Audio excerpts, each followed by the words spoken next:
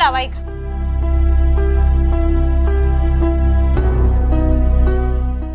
બેનબા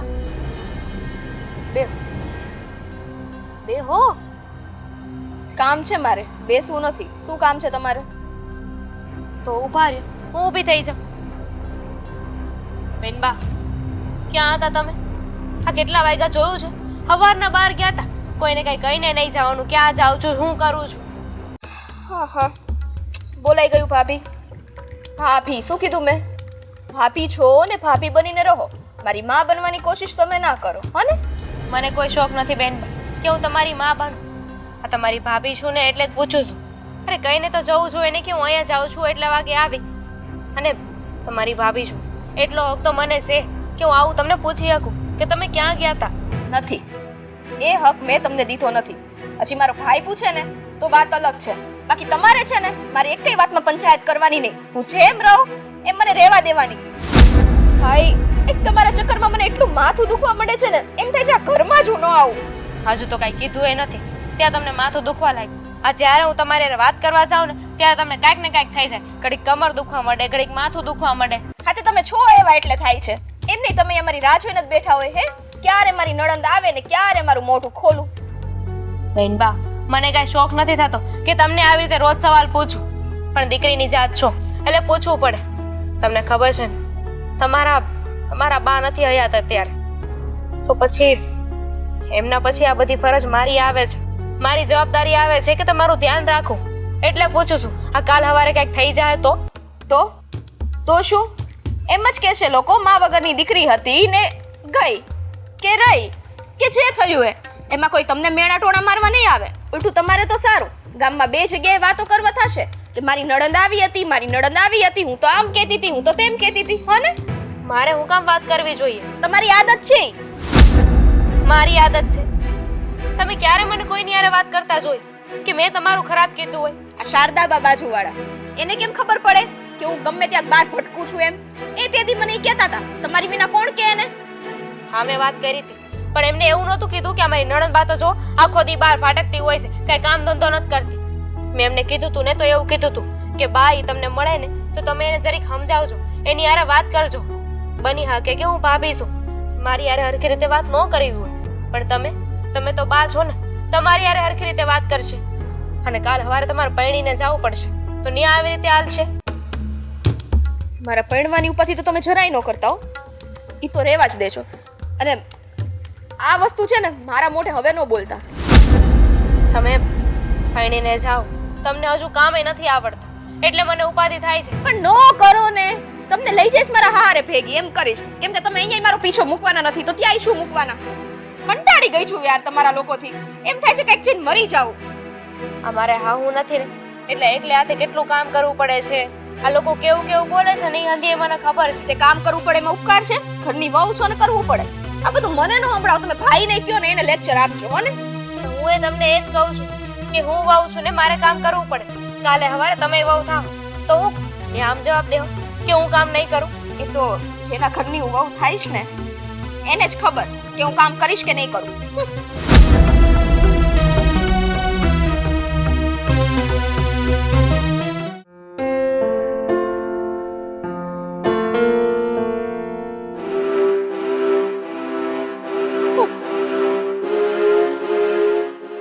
બેટા હું શું છે કેમ આમ મોઢું ફૂલાવીને બેઠી?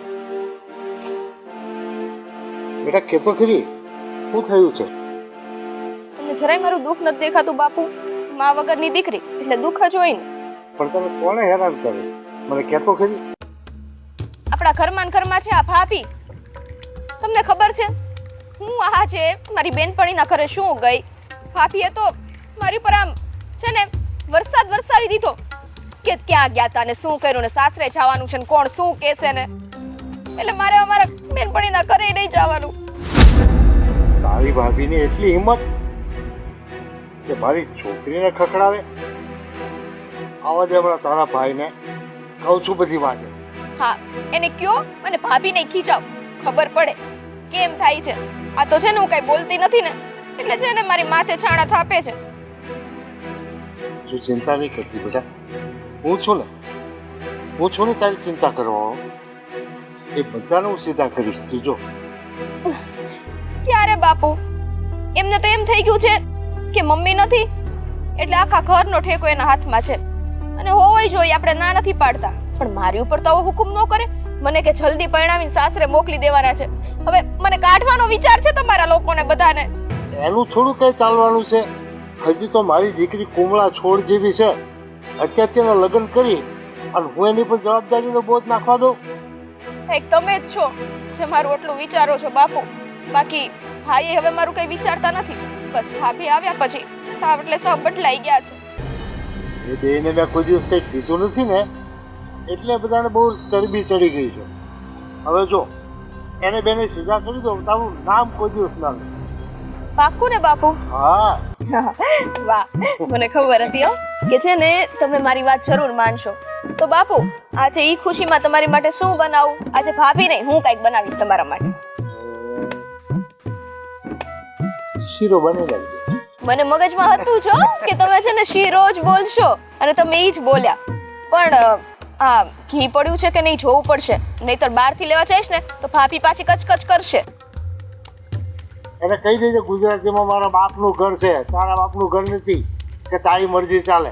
અહીંયા હું કહું એમ થાય, કહી દે જા. આ બસ તો જો એકદમ મસ્ત શીરો બનાવીને ખવડાવું. પણ બાપુ આ તમે જે મારી આગળ બધી વાત કરી છે ને, ખાલી વાત જ ન રહી જાય, એને કહેવાનું છે તમારે. ના ના, એને હું ખખડાવીને કહી દઈશ કે તારે મારી દીકરીનો વહીવટ નથી કરવાનો, તમે તમારા 2 જણાનો વહીવટ કરો. તો બીજું કઈ ખાવું છે તો ઈ લેતી આવું. થોડી પોચી ખીચડી કરી નાખજો. ખબર હતી મને. હવે ઈ ખીચડી તો ભાભી જ કરશે, કેમ કે તમને અમસ્તા ભાભીના હાથની ખીચડી ભાવે છે. હમણાં તો કહેતી હતી કે તમને જે ભાવે હું બનાવીશ. હારું હારું, હવે તમે મારું આટલું મોટું કામ કરવાના છો તો તમને ખીચડી બનાવી દઈશ. બસ કાંઈ નહીં, સારું ચલો તમે બેસો. હું છે ને પેલા જોઈ લઉં બધી વસ્તુઓ પડી છે કે નહીં. ભાભીના તો ઠેકાણા હોતા નથી. એ શારદાબાની પાસે બેસવા જતા રહે છે રોજ. એને કહેજો ઘરમાં ઘરમાં રહે, બરાબર? આવી રીતના બારે ન જાયા કરે. આજ કાંઈ બાકી ન રાખવું. તારા ભાઈને ખખડાવીને કહી દઉં કે તારી વહુને ઘરના કામ કરવાના, ઘરનો વહીવટ નહીં. ઠીક છે? બરાબર, ચાલો જાઓ.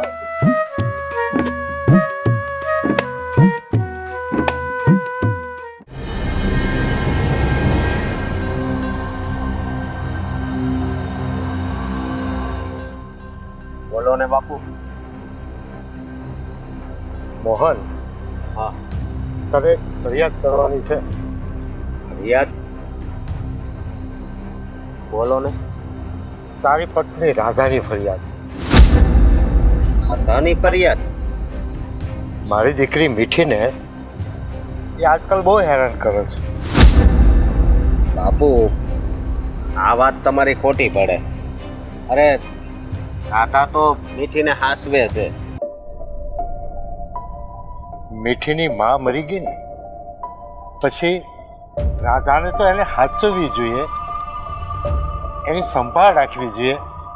એને બદલે એ વાકું ચૂકું બોલીને એને પરેશાન કરે છે. હા, તમે ખોટા છો બાપુ. કારણ કે હા, રાધા છે ને એનું ધ્યાન રાખે છે. બહાર જાય તો એને પૂછે છે ક્યાં જાવ છો, બાકી એને હેરાન નથી કરતી. પૂછતી નથી, એને ટોક ટોક કરીને માથા પર મારે છે. તો ટોક ટોક કરતી હોય તો પણ એ એના ફાયદા માટે જ કરતી હોય. સમજ્યા બાપુ? જો મોહન, મારી દીકરીને કોઈ વાકું વેણ બોલે ને તો મારાથી સહન નહીં થાય. મેં એને ફૂલની જેમ ઉછેરીને મોટી કરી છે. વાત જ ઈ છે બાપુ કે તમે આ ફૂલની જેમ ઉછેરી છે ને, તો હવે માળીની જેમ એની રખેવાળી કરવી પડે. સમજ્યા? ફૂલને પછી છૂટા ન મૂકી દેવાય. તું મને શીખવાડીશ છોકરાને કેમ મોટા કરવા, કેમ સાર સંભાળ લેવી, એ તું મને શીખવાડીશ. વાળતો નથી બાપુ, ખાલી કહું છું. બાકી આજ સુધી કોઈ દી હું તમારી સામે બોલ્યો નથી. જીભ ટૂંકી રાખજે. મારી સાથે કામ વગરની લાંબા ટૂંકી વાત નહીં કરતો, સમજો? અને હું તને જે કહું છું ને એ ધ્યાનથી સાંભળી લે. રાધાને કહી દેજે કે મારી દીકરીની કઈ પડપૂછ ન કરે અને એને કોઈ જાતનું હેરાન કરવાની કોશિશ ન કરે. કઈ વાંધો નહીં, પણ રાધાજી કરે છે એ આપણા સૌનું સારું થાય એ માટે જ કરે છે, એટલું તમે યાદ રાખજો. આ ઘરનું હારું નરસું વિચારનારો હજી હું જીવું છું. તમારે એની ચિંતા કરવાની જરૂર નથી. જા તું રાધાને સમજાવ. આવ્યો મને શિખામણ દેવા.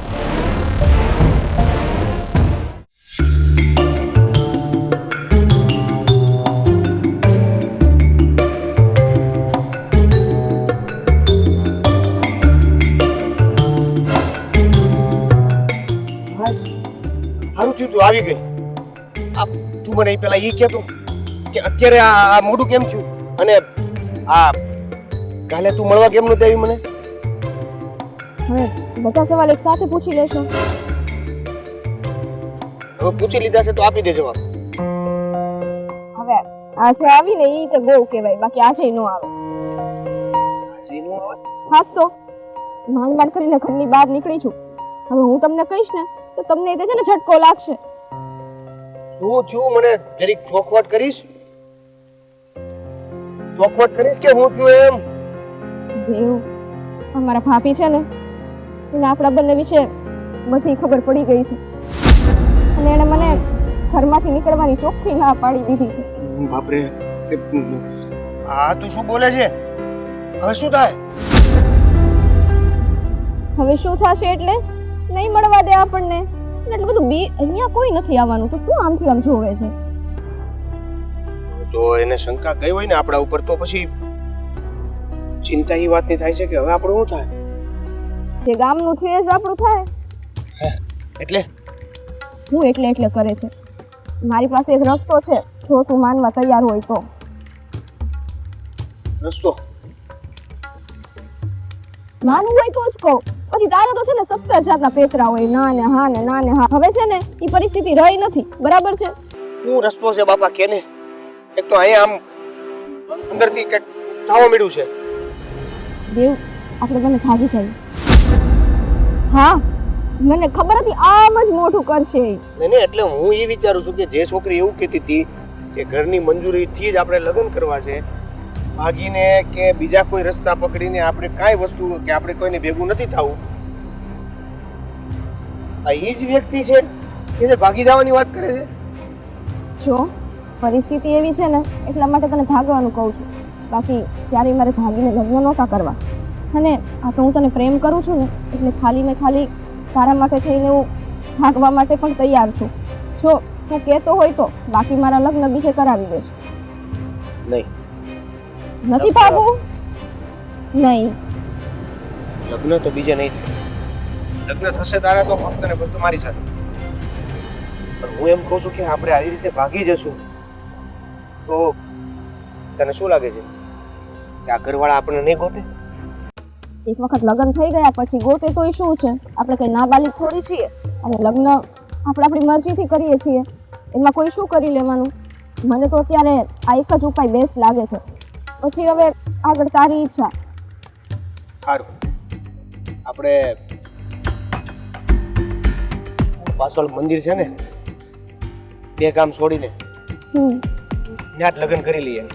પણ એના માટે કોઈક એવો દિવસ ગોતવો પડશે કે જેમાં આપણે બંને, એટલે કે ખાસ કરીને તો તું આ ઘરની બહાર નીકળી શકે અને ગમે એમ કરીને આપણે ભાગી જઈએ. 2 દિવસ પછી મેળો શરૂ થાય છે. મેળાના બાને મેળાની જગ્યાએ લગ્ન માટે. તને લાગે છે મને ઘરની બહાર નીકળવા દેશે? એ પણ મેળામાં? આ વસ્તુ જાણ્યા પછી લોકોને એવો શક નહીં થાય કે તું મેળામાં ન હોય? જો મેળામાં જવા માટે તને ના નહીં પડે, અને મેળામાં જવા માટે કદાચ તને ના પાડીને હા પાડીને કોઈક વ્યક્તિ તારી સાથે મોકલીને પણ જો મેળામાં તારી એકવાર એન્ટ્રી થઈ ગઈ ને તો પછી છે ને ત્યાંથી એ વ્યક્તિના હાથમાંથી છટકવામાં વાર નહીં લાગે. કારણ કે ત્યાં એટલું બધું આમ રજ હશે ને કે એમાંથી તું ગમે રીતે ભાગી જઈશ. સારું, તો આપણે આ નક્કી કરીએ પણ દેવ જો તારા માટે ઘર છોડીને આવું છું, તું મને ક્યારે દગો ના દેતો. નહીં દઉં દગો. સારું ચાલો હવે તું શામા કાકા ચલો જાઓ. હા. તું આમ નીકળ.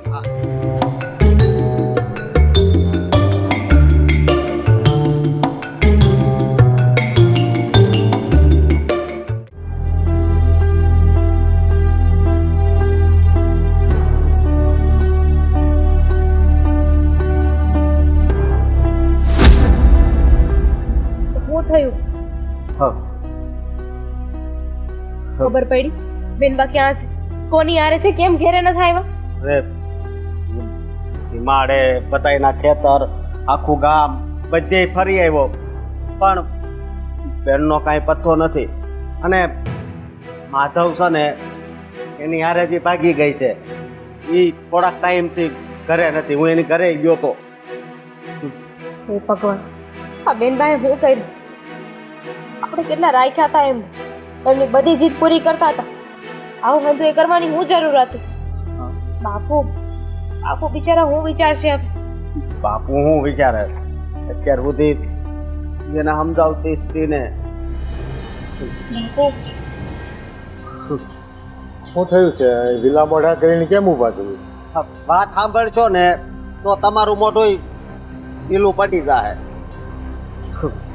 એ પણ હું વાત છે કે તો ખબર પડે ને. આ તમારી લાડકી દીકરી છે ને એ ભાગી ગઈ છે પેલા માધવ હારે. તને કઈ ભાન પડે કે નહીં? આ મુખીની દીકરી ભાગી જાય. કેમ? કેમ નો ભાગ્ય કે બાપુ? તમે જે પ્રમાણે આ બેનબાને છૂટ આપી હતી ને એ પ્રમાણે તો બેનબા કરવાના જ હતા. હવે અફસોસ કર્યા સિવાય છે ને કોઈ રસ્તો નથી આપણી આગળ. આખા ગામમાં કહેતા ફરતા હતા ને કે હું મૂકીશું, હું મૂકીશું, એ મારી દીકરી છે. હવે હવે કયા મોઢે કહેવો? બોલો માધવ એ કાલનો દેખાતો નથી. એ બાકી વાત જાણી છે? અરે, આ વાત સાચી છે? વાત તને હાવ સાચી છે પણ સાચું કહું ને બાપુ તો તમે ખોટું નહીં લગાડતા. આ જો ભાગી હોય ને તો તમારા કારણે. આનું કારણ તમે થવો. કારણ કે અત્યાર સુધી મારી ઘરવાળી એનું ધ્યાન રાખતી હતી અને સમજાવતી હતી પણ તમે એમ કહેતા કે મારી દીકરીને તને કઈ કહેવાનું નહીં, એને જ્યાં જવું હોય ત્યાં જવા દેવાની. જોઈ લીધું ને પરિણામ. તો આ તારી વાત સાચી હોય ને તો ઈ માધવિયાને હું છોડીશ નહીં. શું કહેવો? એને એમ કહેવો કે તે મારી દીકરીને ભગાડી. બાપુ દીકરીના મોહમાં એટલે આંધળા ન થઈ જાય. તો એ માધવ બેનબાને લઈને ગયો હોય ને, એને લઈને ભાગી ગયો હોય ને તો બેનબા નાના કીકલા નથી. એમની એ મરજી હોય ત્યારે જ ગયા હોય ને. અને આમાંય તે હવે એનું મોઢું કાળું થઈ ગયું છે અને હારોહાર હા આપણા ઘર ઉપર દાગઈ લાગી ગયો. તમે મૂકી સવો પણ હવે આ આપણા ઘરની આબરૂ નથી. સાચી વાત છે વહુ બેટા. તમે મને ઘણી વાર કહેતા હતા કે દીકરીને આટલી બધી છૂટછાટ ના આપો પણ હું આ નાલાયક દીકરીના મોહમાં આંધળો થઈ ગયો હતો. સમાજમાં મને કઈ મોઢું બતાવવાને લાયક ના છોડ્યો એને. હવે હું ડેલીની બહાર પગ કેવી રીતે મૂકીશ? તો આ મીઠી જ્યારે ડેલીની બહાર પગ મૂકતી હતી ત્યારે આ રોકતી હતી અને જો એને રોકવા દેતી હોત ને તો આ દિવસ નો આવત. તમે જે દિવસે કહેતા હતા ત્યારે મેં જો મીઠીને અટકાવી હોત ને તો આ દિવસ જોવાનો મારે વારો ના આવત. મારી ભૂલ ને મારા ઘમંડનો અંજામ મેં જોઈ લીધો. બાપુ શું સંતાનોને છે ને છૂટ આપીને એ ખોટી વાત નથી. આ જુવાની જેવી છે. જ્યારે આપણે છૂટ આપીએ ને ત્યારે એની સાથે સાથે સંતાનોના પગમાં છે ને આ મર્યાદાની બેડી બાંધવી જ પડે છે. કારણ કે એ બેડી ન બાંધીએ ને તો આ મર્યાદા ઓળંગતા જરાય વાર નથી લાગતી. આજે એમને મર્યાદા તો ઓળંગી અને સાથે સાથે તમારી ઇજ્જત પણ ઉછળી બાપુ. શું હવે આંધી એ વાતનો કાંઈ મતલબ નથી. એમને જે કરવાનું હતું એમને કરી લીધું. એને આપણે કોઈ બદલી નહીં હતું. પણ હવે કદાચ એ ગમે એટલી સુધરીને આવે મીઠી હારે આપણા સંબંધ પૂરા છે. હવે એ આપણા આંગણામાં કોઈ દિવસ પગ નહીં મૂકી શકે. હું ભૂલી જઈશ કે મારે મીઠી નામની કોઈ દીકરી હતી. એનાથી શું થાય બાપુ? તમારી દીકરી છે એ મટી તો નહીં જાય ને. હવે એમને જે કર્યું ને એનો સ્વીકાર કરી લો અને બેનબાને ગોતો અને રાજી ખુશીથી હવે પાછા લઈ આવો. હવે ધૂમધામથી એમના લગ્ન કરાવી દેવા. હા, સાચી વાત છે. હા, આની સિવાય બીજો કોઈ રસ્તોય નથી આપણી પાસે. હા